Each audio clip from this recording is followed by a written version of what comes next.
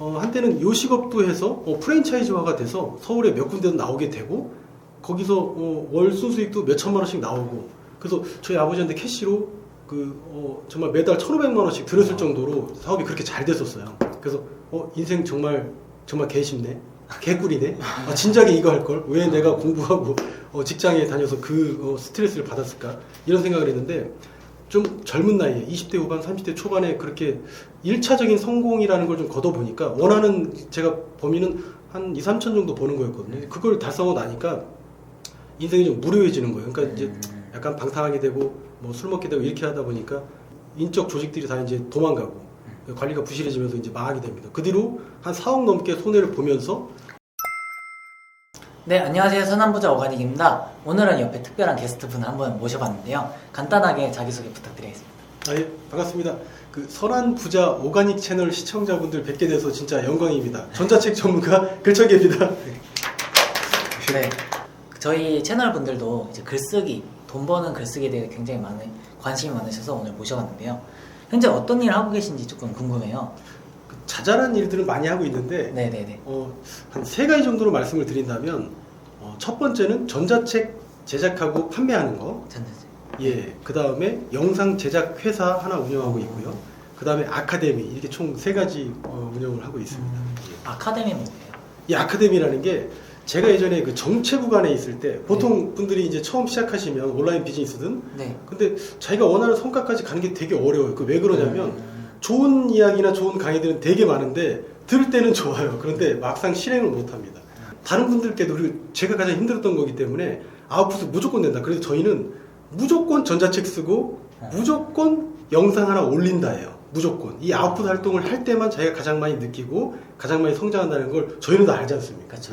무조건 그래서 강제 아카데미예요. 무조건. 들어오면 하산 못해. 이런 겁니다. 아, 그렇죠. 예. 많은 분들이 처음에 시작할 때 가장 힘들어하는 게 그런 부분들이죠. 예, 네. 그런 것 같습니다. 그러면은 혹시 전자책, 영상 지금 뭐 아카데미 하시는 게 되게 많으신데 예. 그전에는 어떤 일을 하셨나요? 원래 이쪽 일을 하셨던 건지. 네. 제가 처음부터 온라인 비즈니스를 했던 건 아니고 네. 그리고 아까 글쓰기 시초라 말씀하셨는데 네. 저는 과분하신 말씀이고 그러니까 이걸 어디부터 말씀을 드려야 될지 모르겠습니다만 먼저 제 유년기 그러니까 게임에도 와우에도 3페이지 이렇게 있잖아요. 네. 보스 잡는 거. 근데 한 3페이지 정도로 말씀을 드린다면 첫 번째 유년기가 있는데 제가 사람들한테 궁금해하지는 않으시겠지만 제가 근데 아무튼 공부를 되게 싫어했어요. 그러니까 남들하고 거의 똑같다고 보시면 되고 한 80~90%의 분들하고 똑같은 그런 일이 그런 사람이 아니었나. 그런데다가 또 저희 집이 아버지가 저 포도밭을 운영을 하셨어요. 포도밭. 그 15년 동안 농사를 졌습니다. 그래서 얼굴을 보면 약간 농부의 좀 그런 기운이 보이는데 마침 또 제 공부에 또 뜻이 없다 보니까 제가 거의 20대 중반까지 포도밭 일을 하게 됩니다. 근데 여기서 하나 좋았던 건 뭐냐면 제가 중학교 때부터 포도도 직접 판매도 해보고 그 다음에 이제 떼약볕에서 농사도 짓다 보니까 약간 거기서 근성이라는 게 좀 생겨요. 근데 이걸 기점으로 공부에도 뜻은 없었지만 어찌어찌 대학은 나왔습니다. 그래서 그 뒤에 2페이지로 이제 이제 대학을 졸업한 다음에 취업을 하는데 처음에는 제가 이제 전공이 토목이었기 때문에 건설회사 쪽으로 이제 나가게 돼요. 그러니까 지금 온라인 비즈니스랑 전혀 관계없는 이제 행보를 이제 그런 인생을 이제 살았던 건데 그러다가 이제 지방의 대학의 교직원, 총장 비서실에서도 근무를 하게 돼요. 제가 미남 유튜버로 활동을 하고 있거든요. 그래서 비서실에서 이렇게 발탁이 된 것 같고 그 다음에 이제 이리저리 또 이직 전직을 하다가 이제 메이저 항공사 2군데 중에 한 군데에 이제 취업을 하게 됐는데 거기마저도 힘들게 들어갔는데 역시나 이제 때려치게 됩니다. 이게 제가 뭘 말씀드리고 싶은 거냐면 농사일을 그렇게 했고 노가다도 그렇게 했던 사람이 그렇게 근성 있는 사람도 제가 직장은 못 버티겠더라고요. 너무 힘들었어요. 그러니까 모두가 힘든 게 한 게 아니라 일부의 상사분들이 좀 약간 비인간적인 행태들이 좀 있었고 어느 조직에나 있는 걸 알지만 그런 저도 버티기가 좀 어렵더라고요. 그래서 관두고 이제 인생의 이제 3페이지 3번째 이제 알바, 사업 요런 단계로 넘어가게 되는데 물론 이제 시차는 좀 있긴 합니다만 한때는 요식업도 해서 프랜차이즈화가 돼서 서울에 몇 군데도 나오게 되고 거기서 월 순수익도 몇 천만 원씩 나오고 그래서 저희 아버지한테 캐시로 정말 매달 1,500만 원씩 들었을 정도로 사업이 그렇게 잘 됐었어요. 그래서 인생 정말 개쉽네. 개꿀이네. 진작에 이거 할 걸. 왜 내가 공부하고 직장에 다녀서 스트레스를 받았을까 이런 생각을 했는데 좀 젊은 나이에 20대 후반 30대 초반에 그렇게 1차적인 성공이라는 걸 좀 거둬보니까 원하는 제가 범위는 한 2, 3천 정도 버는 거였거든요. 그걸 달성하고 나니까 인생이 좀 무료해지는 거예요. 그러니까 이제 약간 방탕하게 되고 뭐 술 먹게 되고 이렇게 하다 보니까 인적 조직들이 다 이제 도망가고 관리가 부실해지면서 이제 망하게 됩니다. 그 뒤로 한 4억 넘게 손해를 보면서 감당할 수 없는 그 다른 사업들도 몇 개 더 하지만 역시나 안 돼가지고 완전히 나락으로 이제 떨어지죠. 근데 그때 마침 또 결혼할 친구가 있었어요. 근데 결혼을 또 안 할 수 없으니까 또 하게 됩니다. 거기서 생각이 확 바뀌게 되는 거예요. 저 혼자 살았다면 아니 뭐 대충 해도 뭐 다시 뭐 취업을 하지 뭐 이런 생각을 했을 텐데 이제부터는 정말 생각을 달리해야 되지 않습니까? 그래서 그때 온라인 비즈니스를 시작을 했던 것 같아요. 근데 돈이 생각보다 안 벌리고 네. 그리고 성과가 하나도 없는 거예요. 처음에 온라인 비즈니스를 하셨을 때는 어떠셨어요? 그때 느꼈던 게요. 절실하게 느꼈던 게 네. 제가 그때부터 생전 안 하던 책을 찾아보게 되고 강의를 듣게 됩니다. 생전 하지 않았던 짓인데 그때 느꼈던 게 야 진짜 실력이 있어야겠구나. 진짜 실력. 대체 이 실력은 어디서 나오는가. 그래서 열심히 책을 파고 한 100권, 1000권 본 사람들이 있다고 하니까 저도 이렇게 보고 강의도 수백만 원 들여서 막 보게 됩니다. 근데 실력이 전혀 늘질 않는 거예요. 네. 봤더니 역시 실행을 해야 되는 거구나. 근데 그 와중에 제가 좀 아는 분야가 있었는데 네. 그 분야가 이제 네이버 카페랑 네이버 블로그였어요. 근데 이게 생각보다 비싼 가격에 판매되고 있더라는 거죠. 근데 여기에 강의를 들어보고 하니까 저도 이 정도는 알고 있었던 거예요. 그러니까 말하자면 내가 어떤 지식을 갖고 있는 게 중요한 게 아니라 내가 아무리 조그만 지식을 갖고 있더라도 이게 돈이 된다는 사실을 그때 이제 자각을 하게 된 겁니다. 그때부터 뭔가 마음속에 불꽃이 생기는 거예요. 이건 나도 할 수 있어. 여기 한번 파볼까? 해서 열심히 하고 또 강의도 듣고 그렇게 해서 말도 안 되게 용기를 내서 강의도 저도 출시하게 되고 그렇게 전자책도 만들게 된 거예요. 그때부터 이제 어느 정도 성과가 나기 시작하더라고요. 그게 이제 시초였습니다. 예. 일단 어떻게 보면 인풋, 이 뭔가 책을 읽고 강의를 들은 거 먼저 시작이었던 거네요. 예, 맞습니다. 예. 그러고 나서 이제 듣다가 이제 안 되니까 실행도 해보신 거고. 예. 가장 큰 게 일단 책이랑 강의를 들어본 게 가장 클 수도 있겠네요. 예, 맞습니다. 지금 예, 맞습니다. 네. 그러면은 지금 그렇게 해서 온라인 비즈니스를 시작하신 지 얼마나 되신 거예요? 지금 본격적으로 하게 된 건요. 네. 2019년 이 정도부터니까 한 4년 차 된 것 같습니다. 예. 19년부터 해서 지금 4년 차가 되셨고 이제 그러면은 얼마나 버시는지. 이게 처음 시작했을 때는 제가 이제 공부만 팔 때는 인풋만 할 때는 네네네. 한 푼도 못 벌었어요. 한 네네네. 푼도. 그런데 유튜브 영상을 올리고 그다음에 전체책을 만들어서 출시라는 걸 하게 되고 네. 이 좋든 나쁘든 강의도 이렇게 시장에 내보니까 그때부터 아웃풋 활동을 할 때부터 이제 성과가 들어오기 시작하는데 잘 될 때는 조그만 집 한 채 사는 수준으로 매년 그렇게 벌었던 것 같습니다. 전자책의 실체와 이 진실, 이 거짓에 대해서 말씀을 주셨었는데 실체와 거짓이 어떤 게 있나요? 이 전자책에 대한 그런 게 있나요? 예, 이게 이 전자책이라는 게 네. 이게 표현이 책이라는 그게 들어 있어가지고 네네. 다른 분들이 보실 때는 시중에 판매되는 종이책이라고 이렇게 약간 착각을 하시는 분들이 계시더라고요. 이건 책이 아니라 전자책은 이꼴 강의입니다. 강의. 그 요구에서 그 사람들이 저한테 묻는 게 아니 글청개님 그 시중에 종이책은 세상에 석학들 대가들이 쓴 책이고 고작 10,000원, 20,000원이면 살 수 있는데 이런 종이책이 그러니까 전자책이 뭐라고 물론 무료도 있습니다. 10,000원, 50,000원, 심지어 500만 원, 뭐 1,000만 원짜리도 있는데 이건 왜 그런 건가요? 사람들이 여쭤보는 거예요, 저한테. 그러니까 단언컨대 강의이기 때문에 그렇습니다. 그래서 블로그 강의도 무료도 있지만 100만 원, 500만 원짜리 있듯이 강의이기 때문에 이런 분이 계셨어요. 저희 이제 아카데미에 이제 어저께 매주 수요일마다 저희가 이제 세미나를 합니다만 라이브 세션으로 거기서 한 분이 그 아이디어스라는 그 플랫폼에서 그 월에 90만 원을 버셨어요. 뭘로 버셨냐고 봤더니 이 팔찌를 만들어서 이제 판매를 한 거예요. 그 수공예품 이런 것들을 만들어서 판매하는 그런 플랫폼인데 이분이 걱정하는 게 두 가지더라고요. 첫 번째, 내가 별로 고작 90만 원 정도의 성과로 사람들한테 내가 뭐 전자책을 만들고 전문가인데 이렇게 얘기할 수 있는가? 근데 또 한 가지는 뭐냐면 정보량이 이렇게 적은데 고작 팔찌 하나 만든 거 가지고 전자책이 가능할까? 그래서 전자책이고 그래서 강의인 거거든요. 만약에 이게 백과사전식으로 뭐 수제 쿠키도 만들고 뭐 팔찌도 만들고 그 다음에 무슨 바구니도 만들고 이런 방법들을 전부 다 알려줬다면 이건 강의가 안 되고 그냥 정말 종이책 10,000원짜리가 되는 겁니다. 정보량이 너무 많은 건 오히려 없는 거랑 같거든요. 앞서 제가 느꼈던 것도 뭐냐면 저도 그랬지만 과일 위탁 판매라는 것도 위탁 판매 종류가 얼마나 많습니까? 그러니까 사람들이 묻겠죠. 돈 되는 주제 혹시 돈 되는 아이템이 뭔가요? 혹시 지금 뭐 커피 메이커를 팔아야 될까요? 아니면 뭐 고급 과외를 해야 될까요? 아니면 유아식을 해야 될까요? 이건 모르지. 다만 나는 이걸 겪었을 뿐이야. 그 위탁 판매했던 그 아이템을 가지고 나는 월 1,000만 원을 벌었을 뿐이야. 그걸 알려주는 거고, 마찬가지로 팔찌로 와서도 내가 90만 원 벌었지만 1년이면 부수익의 개념에서는 한 1,000만 원 가까이 되는 돈이기 때문에 절대 작은 금액이 아니라는 점. 그리고 정보량에 있어서도 딱 내가 팔찌만 만들어서 판매한 그 루트만 알려주면 사람들한테 몰입도를 준다는 점이에요. 정보량이 한정돼 있지만 집중돼 있죠. 그럼 사람들이 쉽게 느껴지니까, 정보량이 적으니까 쉬우니까 실행을 하게 되더라는 거죠. 이게 강의자가 가져야 되는 전 의무라고 보는데, 들은 사람이 실행을 못하게 하면 이건 의미가 없거든요. 뭐 교육의 어떤 뭐 목표이기도 합니다만, 그런 점에서 전자책은 너무 만들기 쉽고 이렇게 생각만 바꾼다면 네. 그리고 수익화도 쉽고 그 분야에서 전문가 되기가 더더욱 쉽다. 그리고 제가 아까 또 깨달은 게 뭐냐면, 제가 말이 좀 길어지는지 모르겠는데, 보통은 네. 이게 그 주제들이 막 되게 많은데, 막 카테고리들이 되게 많은데 우리가 이걸 다 취급하려고 하는 거예요. 그래야지만 내가 어떤 자격이 있고 전문가로서 목소리를 내세울 수 있다고 생각을 하는데, 이거는 마치 이렇게 생각하시면 편할 것 같은 게, 그 우리가 사업자 등록을 처음 낼 때 도소매 아니면 정보통신업 이 정도로 내거든요. 네. 그런 사람들을 뭐라고 하냐면 소상공인이라고 불러요. 근데 실은 이 안에 그 제조업이 들어갈 때 이 사람이 중소기업으로 올라갈 수가 있거든요. 그러니까 세상에 존재하는 아이템은 세 가지라고 이렇게 분류를 하시면 되는 게, 네. 첫 번째가 서비스고, 네. 제가 하는 아카데미 같은 게 서비스가 되겠죠. 그리고 강의 같은 건 서비스가 되고, 두 번째가 상품인데 이건 어디서 떼어다가 파는 거예요. 제가 어디서 전복이 좋다고 해서 완도에서 전복을 떼어다 팔거나 아니면 나이키 운동을 떼어다 팔면 이건 상품을 파는 거거든요. 마지막 제품은 뭐냐면 내가 직접 제조하는 거예요.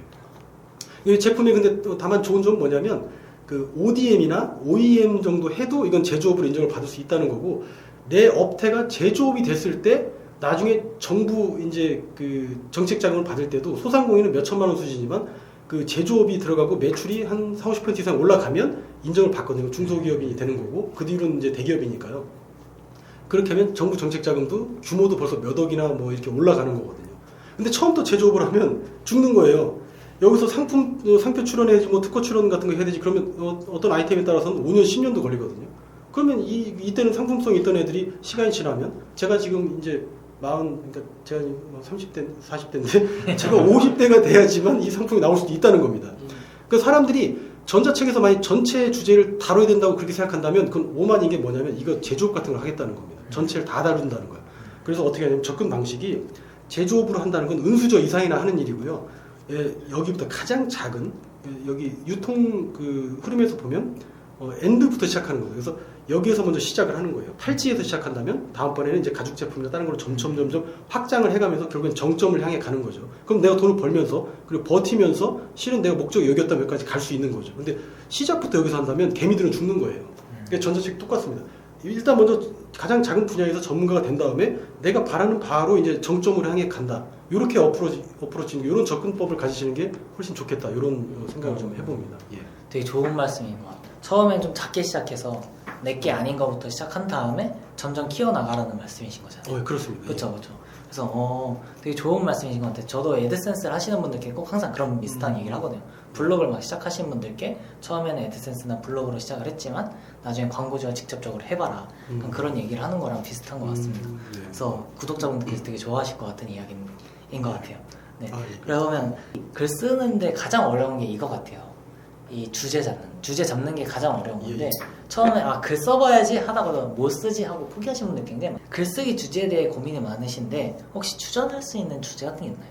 아니면 뭐 딱 이거 써라라고 말 못해도 이렇게 찾으면 좋다라는 게 있을까요?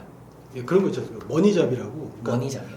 들어가면 이제 돈 버는 그런 주제들이 있어요. 보통 보면 이제 리뷰 같은데 리뷰어다 가령 그러면 네. 이제 이런 볼펜 같은 걸 리뷰하는 것도 물론 좋긴 한데, 이런 거 말고 그 통돌이 세탁기나 아니면 TV나 이런 거를, 아니면 아이패드나 이런 거를 리뷰하면 훨씬 더 이제 그 기업 친화적이고 또 돈에 훨씬 가까운 주제라서 리뷰를 하더라도 그런 주제가 사실은 유리하긴 하죠. 아니면 뭐 비즈니스나 경제 이런 쪽. 그리고 네이버 블로그나 이렇게 보면 그 안에 또 글쓰기 카테고리 지정하게 되어 있지 않습니까? 네네. 사실 그 중에서도 이제 좀 돈에 관련된 주제들이 있긴 하지만 중요한 건 그런 것 같아요. 제가 지금까지 활동을 하면서 제 주변에서 저랑 비슷한 시기에 활동했던 분들 중에 지금 계속 활동하시는 분이 한두 분밖에 안 계세요. 전부 다 뭐 수십 명 이상의 분들이 다 어디 가셨어요. 이게 지속성의 문제거든요. 저도 하루에 뭐 몇천만 원씩 벌었다 한들 그게 저한테 어떤 행복을 가져다 주진 않더라고요. 이 지속적으로 활동하고 일을 하는 그 자체에서 어떤 만족감을 느껴야 되는데 이 지속성이 담보가 안 되더라는 거예요. 그래서 요 말씀을 저는 물론 이제 뭐 전혀 대단한 사람도 아니고 정말 평범한 사람이고 지금 뭐 월 소득이라고 해봐야 뭐 1,000, 2,000 뭐 활동 안 하면 뭐 500, 700 이런 수준밖에 안 되는 사람이지만 저는 요렇게 활동을 하고 있거든요. 제 채널을 보면 택배 기사님을 인터뷰한 경우도 있고, 그다음에 책 리뷰도 있고, 그다음에 이제 돈 버는 이야기도 있고, 그다음에 이제 뭐 전자책 이야기도 있고, 그다음에 유튜브 이야기도 있어요. 근데 남들 보면 전혀 맥락이 없다. 왜 저렇게 활동하지? 스스로 채널을 갉아먹고 있구나 이렇게 생각을 하시는 분들도 많이 계실 거예요. 실제로도 그렇고. 하지만 제 궁극적인 목적은 뭐냐면 그 컨텐츠 전문 생산 기업을 만드는 거거든요. 그래서 좋은 일자리도 만들고 다른 분들 실행하도록 이렇게 돕는데 국내 탑 기업을 만들고 싶은 게 제 궁극적인 목적인데. 거기에 의하면 그 맥락에 의하면 이런 게 다 이제 실은 그 하나로 이어지는 것들이죠. 저는 그런 주제로 이제 활동을 하고 있는데 그 주제에 대해서 많이 고민하고 계신다면 먼저 내가 정말로 좋아하는 주제, 내 마음에 진짜 불꽃이 일어나는 그 주제가 있는지, 그 목적이 있는지, 그 비전이 있는지 그걸 먼저 설정하시면 그 밑에 편하게 주제를 설정하실 수 있을 것 같아요. 저는 콘텐츠 기업을 만들기 위해서 이런 활동들을 하고 있고 저는 지금도 트레이닝이라고 생각을 하는 편입니다. 관심 있는 주제를 좀 더 써보라는 거죠. 그렇죠. 이제 네. 내 목적을 먼저 정점에 써놓고 네. 그다음 이 목적을 달성할 수 있는 주제들이 있는가. 물론 이제 알고리즘 측면에서 보면 이제 하나의 주제, 큰 카테고리 내에서 이제 활동하시는 게 유리하긴 하겠지만 그런 측면에서도 생각해 보실 수 있겠다. 이렇게 좀 저는 왜냐면 실제 주제를 정하는 건 우리 오가니님 너무 이제 좋은 그 컨텐츠들이 많이 있어서 거기서도 충분히 힌트를 많이 얻으실 것 같아서 저는 외부적인 요소로 말씀을 좀 드렸습니다. 더 좋은 얘기를 많이 해주신 것 같아요. 그래서 뭔가 이 목적성을 두고 나서 주제를 정하는 게 좋다. 많은 분들이 일단 내가 하고 싶은 거니까 많이 하시는데 그거보다 한 발 더 나아가서 이제 내가 하고 싶은 건데 이걸 하는 목적도 같이 생각을 해서 쓰면 좋다는 거죠. 미래를 생각해서 내가 이걸 열심히 썼을 때 어떤 모습으로 될 건가 그런 걸 생각하고 쓰면 좋다는 거죠.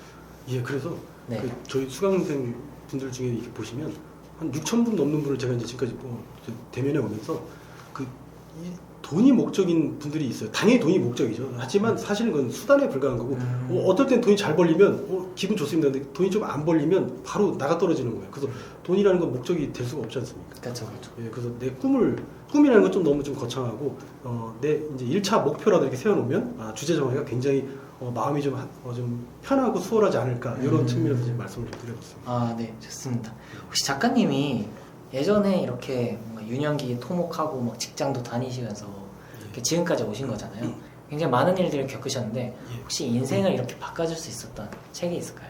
예전에 생각 없이 살았기 때문에 한 네. 30대 초중반까지도 생각 없이 살았는데 망하고 나서 진짜 이런 얘기 해도 될지 모르겠는데 이게 진짜 한강에 진짜 한번 가자. 이거 안 되겠다 도저히. 나는 이제 구제불능이다. 이럴 때 참 말도 안 되게 그 미움받을 용기라는 책을 한번 읽었었는데 네. 아마 저는 그러니까 저는 세상에 대한 원망이 되게 많았던 것 같아요. 이거 나를 왜 이렇게 사람들 괴롭히지? 막 이런 것들. 그리고 너 때문에 내가 많이 했어. 이런 생각이 때문에 너무 괴로웠는데 그 책을 봤더니 그냥 네 탓이 제 탓인 거예요. 그걸 깨닫고 나서 정말 큰 충격을 받고 물론 읽을 때만 또 이제 그런 효과가 있긴 하지만 그때 그 책이 저를 살려준 책이다. 지금 이 자리에 있는 것도 너무 감사하게 이렇게 영광스럽게 이 자리에 있는 것도 그 책 덕분이다. 제가 살아있는 거. 예. 일단은 그 책이 첫 번째로 제가 꼽고 싶고요. 요즘 원망 안 하시죠? 지금은 원망하지 않습니다. 네, 좋습니다. 제가 실은 올 초에부터 한 6천만 원 이상의 지금 제가 손해를 보고 있는데 원망하지 않아요. 다 내 탓이야. 이 두 번째 책이라면 보통 인생을 바꿨다고 하면 어떤 실무적인 지식이나 스킬이 들어간 것들은 약간 좀 그렇긴 합니다만 그러니까 초전 설득이라는 책이 있는데 이게 설득의 심리학의 그 저자이신 그 로버트 치알디니 교수님 이분이 60대가 넘으셨는데도 이 세계적인 정말 석학이고 대학자라고 불리는 이 분조차도 그 나이대 그 연세에 그 영업 조직에 들어가서 침투해가지고 사람들의 심리 메커니즘 설득되는 심리 메커니즘 또 경험한 다음에 이 책을 쓰셨다라는 그 점이 저는 너무 감명 깊게 다가왔어요. 지금 정말 건방지게도 오만하게도 저는 막 대가리가 굵어가지고 이거 실행하는데 이건 좀 어렵지 않을까 이런 생각들을 하는 터인데 그런 분들조차도 이렇게 실천을 해가지고 그런 책들을 만들어내는구나. 놀랬다 정말. 그 사람이야말로 그분이야말로 정말 자기 마음속에 이 불꽃이라는 게 바로 그 학문적인 열정이 아닌가. 저도 그런 열정을 좀 본받으려고 잊지 않으려고 해서 이 책을 주로 추천을 드리고 있는데 네. 실은 또 이 안에 또 제가 쓰는 글쓰기 그리고 이제 사업의 어떤 비즈니스 모델을 설계할 때도 사람들의 심리를 좀 아는 게 필요하지 않습니까? 이 안에 그게 다 들어있는 것 같아요. 그 6가지 법칙이 있는데 너무 유명해가지고 예 그게 다 들어있어서 너무너무 강추하는 책입니다. 사실 이 초전 설득 저도 읽었는데 약간 좀 숨기고 싶었던 아, 책이거든요. 예, 그렇게 예. 얘기해 주니까 꼭 저도 심리학에 대해서 굉장히 강조를 많이 하는 편이라 꼭 읽으시면 되게 도움될 것 같아요. 예, 맞습니다. 네네. 강님 기억에 남는 것이지. 기억에 남는 거요? 초전 설득이라는 게 딱 그런 거거든요. 말하기 전부터 이제 상황부터 설득하는 환경을 만들어놔야 된다. 그래서 저는 예전에 미팅을 할 때 예. 그런 게 있었어요. 저한테 먼저 건의를 주기 위해서 뒤에 창밖에 빌딩이 보이는 쪽에 앉는다든가 그런 것들을 먼저 세팅을 하면서 설득을 했었죠. 네, 그런 것들이 있었습니다. 네.